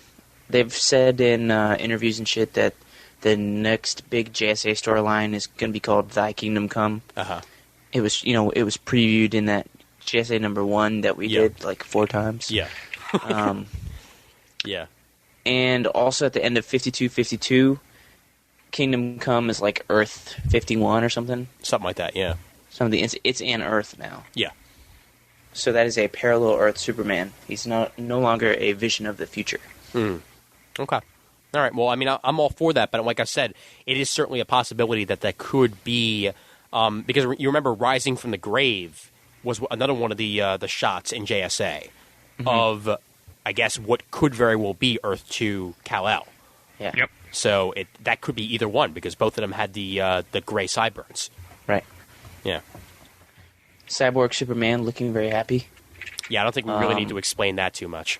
Do you think the parallax core is behind this fire stuff? No. Did they come into Earth? No, but I think one of their members is Okay. Anti-Monitor. Ooh. Well, the background says it all, right? Actually, didn't they say something about Sinestro coming to in the DC Nation comic? Didn't they say Sinestro was coming to Earth? And I think that's so. why the Statue of Liberty head was on the floor or something. I think they might have, if I remember correctly. Yeah, you know they what? might Actually, have. it was in Newsarama. Yeah. Oh, it was in Newsarama. Okay. Yeah, Newsarama. The Newsarama explanation, I think, actually had that in there. Yeah. Okay. So In yeah, the, there we go. Sinestro Corps, I thought it was interesting how they said that the new Earth, our Earth, is the center of the 52 universes, Yeah. and that if it collapses, the entire multiverse collapses. It makes sense because the multiverse started from our Earth. Exactly. So wait. That kind of explains why the Guardians have 4 Green Lanterns there. Yeah, instead that makes a of lot just more one. sense. Yeah. But wait, I never Because actually that's got the this centerpiece. straight. So there's New Earth, right? Yeah. Is there an Earth 1? We don't know. Because that's starting to bother me a little. We don't know. It's certainly possible. We never found that out. Which actually, when you think about it, could explain where Bart went in the Flash. Yeah. He could very That's what well I'm have saying. gone to Earth 1. That's why that's why Barry was there. There could be another Earth out there. We don't know. Because they never truly explain whether or not the New Earth is part of the 52 worlds or whether or not it's its own entity. So we have to find out. Well, they said it's New Earth and then Earth's, and then up to Earth 51. I don't remember them saying 1 to 51. Yeah. So I mean, what the hell is?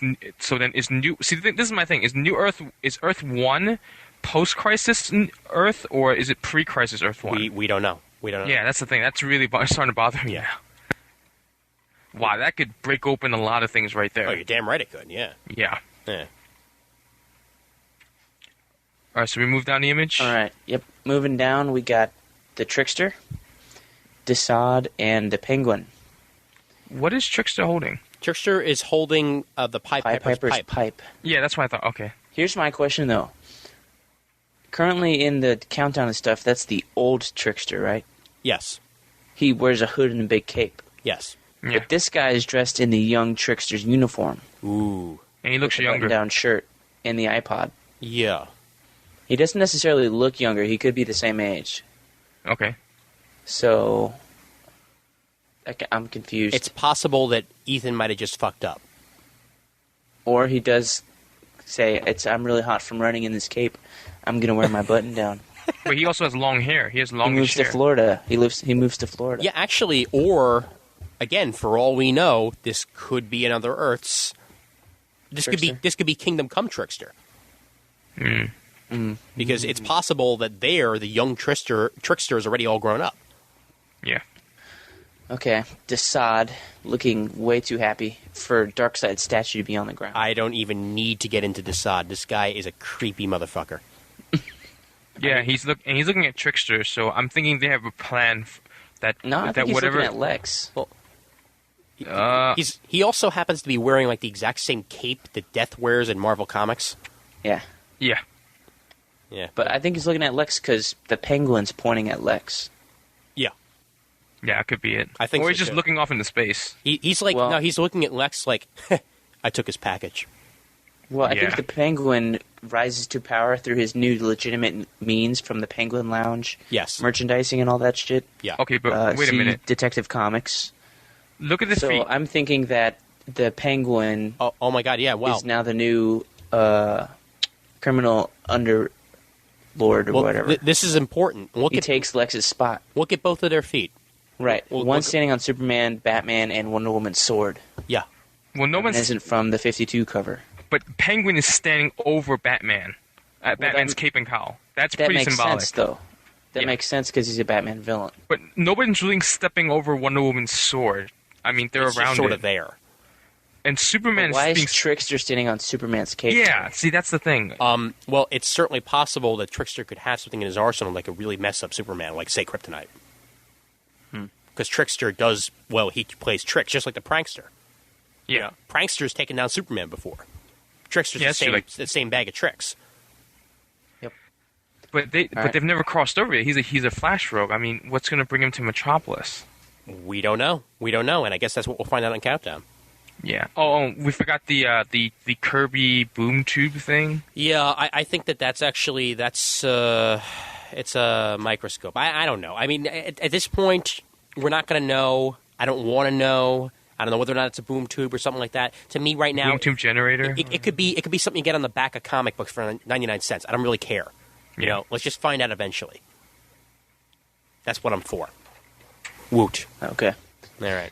And the tagline, and evil shall inherit the earth. I think evil's going to inherit the earth. Well, isn't that society still out there? Plural. Yeah, but we haven't really seen them. Yeah, no, you haven't. And also, well, Darkseid is pretty damn evil also. Yeah. I mean, well, it's bad enough that the villains are still united.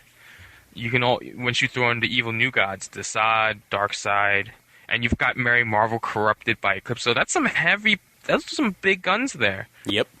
Those are some huge guns. I mean, Darkseid could, him and Superman can fight toe to toe, and then the rest of them, they're in trouble. Guns. Lots and lots of guns. All right. Anything else about the Countdown image, guys? It's awesome, and Ethan Van Sciver is my hero. Yes. Man, Skyver rules. Hey. All right. Well, host, what do we got to talk about next? Next up, co-host, non-co-host, co-host, you suck. We got everybody's favorite game show. Who's a fucking scroll? Yay! And of course, this is pertaining to New Avengers, Marvel Comics. and Marvel Comics, and what the fuck is going on in Marvel Comics. Yeah. Retcon! So everything you know is wrong. Uncle Ben is a fucking scroll as far as I'm concerned, alright? Did you know that the Scarlet Spider was a Skrull? Yeah. Doesn't that explain a lot? Yeah, it does. No, it Explains doesn't. why it sucked. Oh, I was a Scarlet Spiders fan. All right. But anyway, yeah. Let's. So yeah, what do you think about the revelation that there are Skrulls hiding? I think it's awesome / cop out because if they play it right, that's fine. But I swear to frickin' God, if they blame the Civil War on the goddamn No, Skrulls, they've already said Civil War was not caused by Skrulls. and how many times have they said something and then House done of the M, opposite? Civil War are not involved. Well, with good. this. Good. Well, no, House of M can't be because Exactly. Scarlet Witch can't, Yeah. Well, I'm hoping and praying that that's actually true and that this is just something different. When it comes to the Skrulls, though, they got to be used right, and this is the way to use them because, for all we know, Elektra's been a Skrull since she came back the first time. Which means Frank Miller might come back to Marvel Comics. Because that was it was an unspoken agreement with Frank Miller that he would get to bring back Elektra, and then they didn't involve him in bringing back Elektra, and he got very annoyed. And has So not now come he's back just to Marvel gonna Comics. come back and bastardize the entire Marvel universe. Yeah, they'll call it All-Star Daredevil and Elektra. I love being the goddamn And Daredevil. Elektra won't show up until the 7th issue. Are you stupid? Are you a moron? I'm the goddamn Daredevil. Huh? Yeah. Anyway. Oh, come on. It was funny, and you know it, bastards. You suck. Okay. All right, so New Avengers 31, we found out Elektra was a Skrull, and Jessica Jones's baby has green eyes. Yes. Why would And you she doesn't impersonate a breastfeed. baby? Yes, and she doesn't breastfeed. I think Jessica Jones is a Skrull. I think that Jessica Jones is a Skrull. I mean, come on. Doesn't breastfeeding make your boobs bigger? She was small-titted before. I think Luke Cage may be an ass pan, but he would appreciate some bigger boobs. I think his wife would stop breastfeeding. I think Let's that... be serious now. Well- You want to keep a superhero? Get some bigger Okay. boobs. I Now, don't know. Hear me out here, okay? For Jessica Jones and the baby, shouldn't they be in Canada right now? Yeah. That too. Whatever. Why would How they the hell come did they back? get back? I don't think they ever got there, or for all we know, they're still in Canada. She should Do you be. think both of them are Skrulls, or just Jessica Jones? If it was an abduction, then it could just be Jessica. Ooh, what if Skrulls have the baby, and they're blackmailing Jessica? That could be. That's why she doesn't breastfeed the baby, and that's why we don't see her eyes as green, and the baby's eyes are green. That could definitely be. The baby is the Skrull.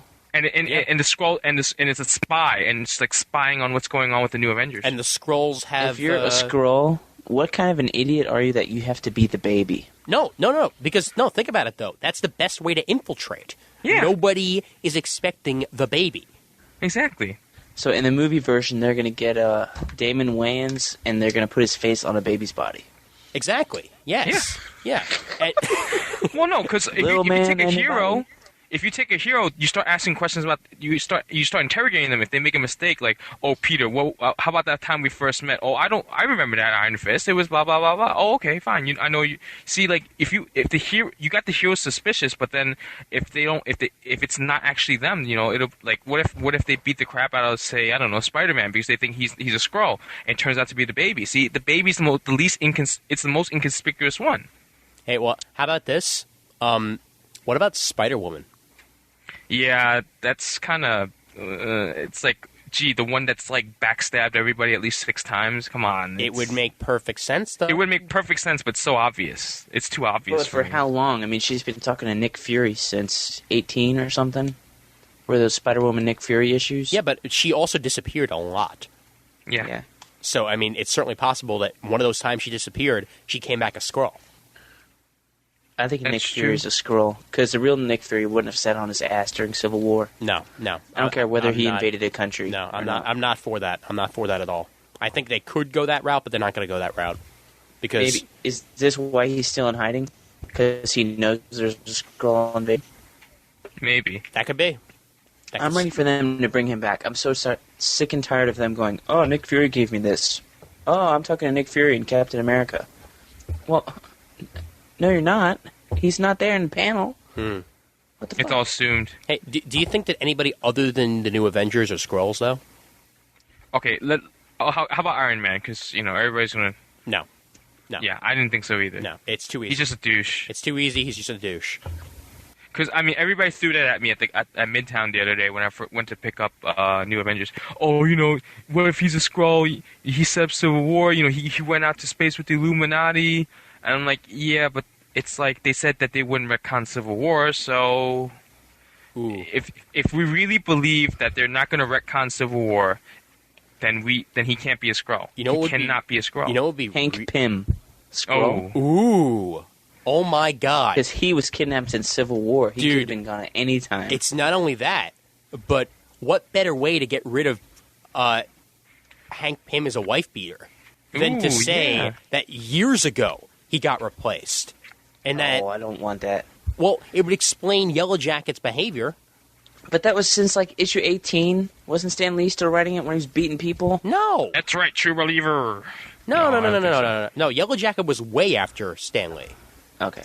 He was Giant Man when Stan was on it. Yeah, but but also, what about Doctor Strange? The magic thing throws me off. He's not a Skrull. Okay, because I'm only thinking that because of Illuminati. Because if it's not going to be Iron Man, maybe it's Doctor Strange. Because he was on that trip too. I don't think any of the Illuminati are maybe Mr. Fantastic, but I don't think any of the other ones. No, that's not going to happen. Yeah. So I don't think any of them are. He's on vacation with Sue. Sue would know. Yeah. Yeah. She would definitely know what her own husband's like. So, yeah. Well, he has been acting weird, but but whatever. he's been acting weird. He's been acting Reed weird. Exactly. Not Reed weird. So. Yeah. So I don't think any of the Illuminati are Skrulls, but I think maybe the Illuminati event caused the Skrulls to start infiltrating. Yeah. That probably would have been Oh, hey, how about this, okay? All right? And I know, try not to crack up when I say this, all right? All right? Penance. Okay, go ahead, crack up. It makes perfect sense. It makes perfect sense. Because an absolute complete turnaround in character, okay? Yeah. From being upset to being self-mutilating. Yeah. Because you know what? A Skrull doesn't care about the mutilation because they change their shape. Yeah. They don't have wounds. And also, what about the times when you see his face and it looks perfectly fine? Yeah, exactly. It would make a hell of a lot of sense. It causes the Civil War without making it Tony Stark, but then it's still sort of... No, it doesn't retcon Civil War. It doesn't retcon Civil War. No, it doesn't. It's still... the laws would still have been... It was still out there. It's just that Stanford pushed it forward. You can even say that, he was in Civil War, but it was after Civil War that he got replaced. The body that they found in Frontline could have been a Skrull. Yeah, because we never see his body fly off. Yeah. Or at that point where the ambulance explodes. Yeah. Yeah. Mm-hmm. Yeah. Any of these points, because... it could be blown up, transported in. Yeah. It's just so freaking easy to make him a Skrull. That's why it is. I got a better one. Yeah. Norman Osborn. Yes. Okay, I heard a theory on the Comics Pants podcast, all right? And really, really good podcast if you haven't listened to it, comicspants.com. But they had a theory that all this time, Norman Osborn's been the chameleon. Ever since he came back, Norman Osborn's been the chameleon. We haven't seen a chameleon. You haven't seen a chameleon since Osborn came back. Chameleon's European, so that would explain why he was in Europe all those years. That the chameleon's personality was just Gwen so... Stacy. Yeah. And the chameleon is just so fragile-minded that he decided to impersonate Norman Osborn to get power. And eventually bought into the fact that he was Norman Osborn. Yeah, he's so sold on it. But if you were to change that theory to a Skrull since he came back, that would be really, really fucked up. Yeah, because then when he first came back, all he did was fuck with Peter's life. Yeah. And Peter's nobody. Yeah. So, but then what perfect way then to, maintain the whole I mess with Spider-Man because that's what Norman Osborn would have done. Yeah. Yeah, I see what... And now he's got power. He's the leader of the Thunderbolts. Oh, and what better way to explain how Wolverine's in 8 places at once, that one of the 8 places He's a Skrull. Yeah, I think they mentioned that in the preview of the next new Avengers issue. Yeah. Oh, it's so funny. No, because they have the whole... they're in the jet, and they're talking about, are you all fucking Skrulls? You're a fucking Skrull. No, I don't think I'm a Skrull. I could be a Skrull. I have a confession to make. I'm a Skrull. I knew it. You know how I knew? How? Because the first meetup Yeah. was completely different. After that, you said you had a cold a Oh couple yeah. times, Yeah. and you just totally got replaced then. I knew it. I'm sorry. I'm a Kree. Yeah. I've been a Kree the whole Question? time. Oh shit. Question? Yeah. Does this explain why you're still a cheap Jew? Yes. You would have thought that my character would have built itself up after a while, but no. I just stay the way I am. I'm sorry. Okay, I believe it. I have one thing to say. Oy vey, motherfucker. Oh man! All right, I think we're done here. I think, but you want to touch on Flash just ever so slightly to give a little bit of a preview. All right. The next BK's Bullets also going to be hosted by me, although Ian might drop in. I might drop Actually, in. you know what? That would be a weird turnaround. You could host BK's Bullets. Oh, possible, certainly possible. Go on. We'll see. We'll talk about it later. Yeah. It is going to be a 10, 15, 20-minute discussion. Me and Ian just ranting about the Flash 13 and its effects on the DC Universe. Yeah. And to me, just to give you a little bit of a advance warning, I'm going to be bitching and moaning about how ever so slowly every single member of Young Justice gets fucked over. Yes.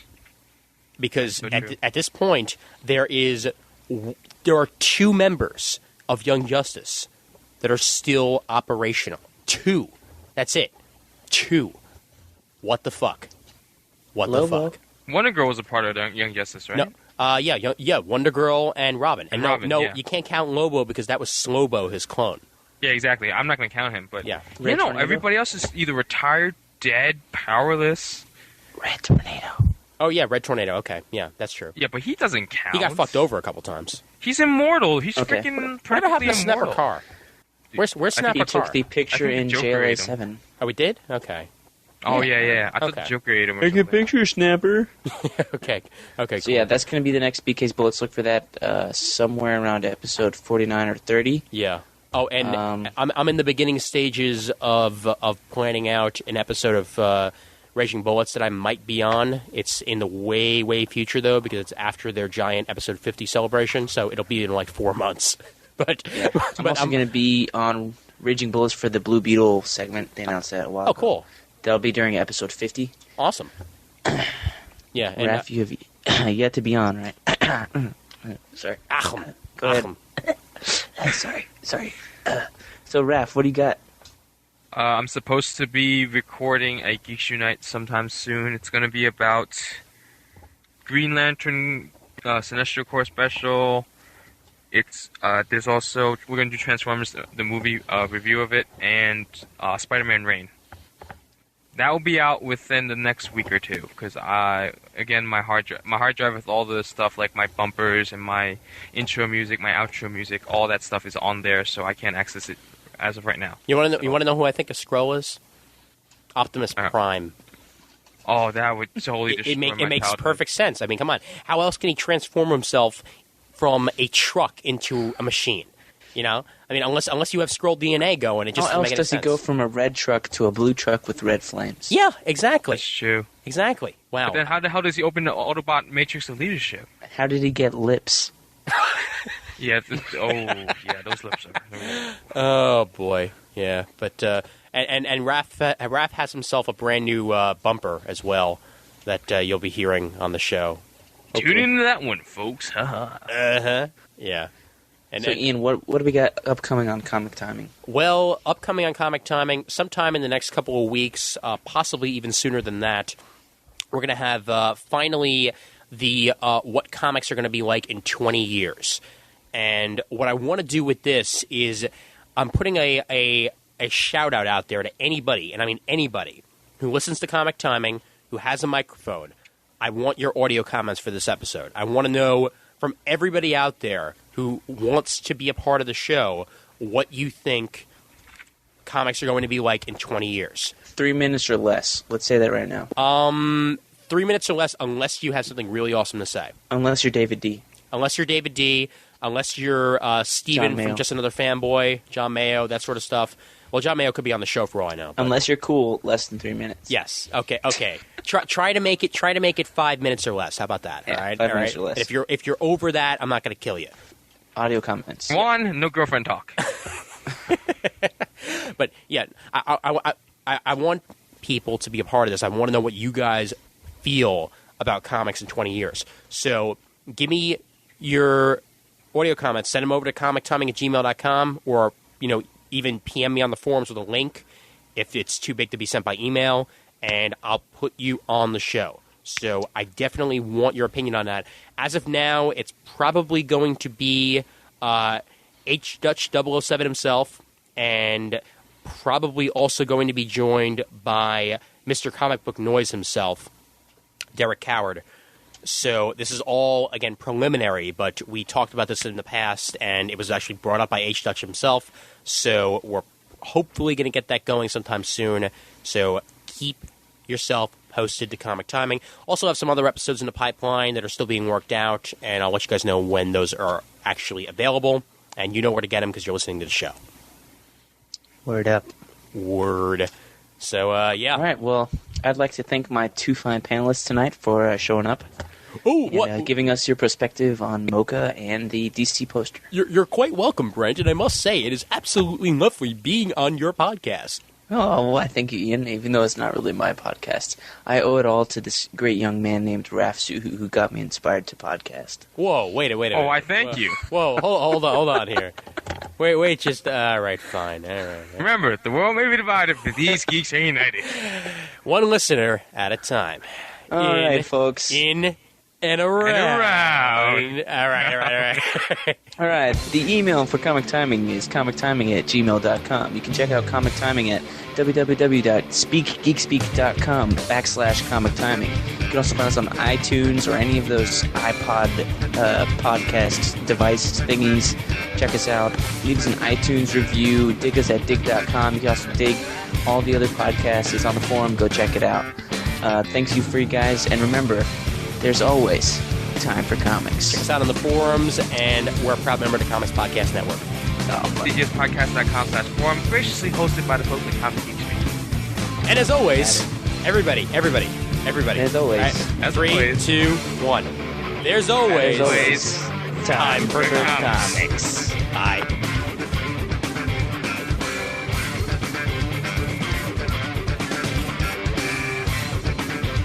Hey there, folks. This is Ian Levinstein introducing Comic Timing. Tonight we're going to do a little special about Mocha. Ian and Raph went there. Oh, wait, I'm not Ian. I'm Brent. Right. Anyway, Ian and Raph went to Mocha last weekend, and we're going to get their perspective about Mocha versus regular comic conventions. We're also going to talk about the DC villain image and who the world's greatest game show, Who the Fuck Is This Girl? Ian, how you doing? It really sounded like you just said, "Who the fuck is this girl?" as opposed to "Who the fuck is a Skrull." But other than that, I'm doing great. Doing great. We also got Raph here on the line. Raph, how you doing? I'm doing good. Yeah. By the way, just to refresh everybody's memories here, he is the co-host, not co-host. But for today, only because I happened to just barely press record in time for him to actually introduce the show. He's mainly the host today because we went to Mocha, like he said, and he's got questions to ask us about Mocha. But because he didn't get a chance to actually let me prepare, I'll be back in a second.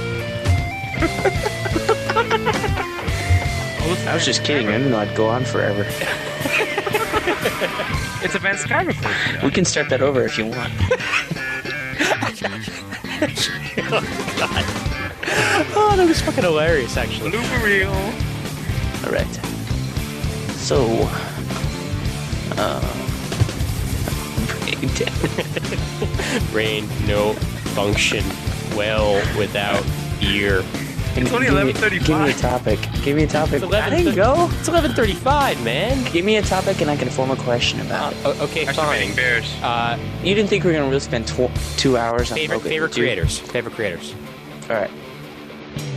So all of a sudden I just hear boom, and I'm like, ooh, that's fucking scary. But, You know, over here, it's people are shooting their guns off over because I live in the dangerous neighborhood. Yeah. Anyway, you live in the gangster's paradise. yes. Yeah. All right. It's been the most I life. Living in an Amish paradise. Yeah. Hold on. All right. Be right back. All right. Na, na, na, na, na. Thank you. Psst, Brent's gone. Okay. Yeah. All right, guys. So we're back here on Comic Timing. Yeah. Sorry about that. Brent Frickesina took over for a while, but it's all right. He's gone now. You can come out. You're safe now. Yeah. So how's life, Raph? What's going on? Doing pretty good. I mean, you should put timestamps on so they can know when to avoid the casino. Oh yeah, I know. Yeah. 'Cause I mean, it's Totally. Like, when he shows up, he just brings the entire show down. He is the Alexa Kitchen of the show. Ooh, snap. I mean, you mean he's evil himself? Yes. Oh. He is going to inherit Earth 50, actually. Hey, there's a 53rd Earth with nothing but Brent Casino. Yeah, that's true. It's like the Crisis on Infinite Bullets, which will never get finished ever. All right. The email address for Comic Timing is comictiming at... Oh, hey, Brent. Well, crap. Shit. Da-na-na-na-na. Yeah. All right, cool. Okay. All right, so, yeah, let's go. Are you guys doing BK's Bullets? Yeah. Yeah, on the Flash. Okay. On the Flash and how much we hate what happened in the Flash. You're not invited. Well, I mean, I didn't like it too, but considering they brought back Wally, I mean, do you want two Flashes running around? Yeah, Wally, that comes out, like, next year, right? That's the new Pixar movie, right? Wally. Sounds like E.T. Speak and spell. That's what they use for the voice. Wally for your friend. I know. Let's not pay an actor. Let's use speak and spell. Yay! All right. Come on. Let's finish the show. I got to pack. Come on. All right.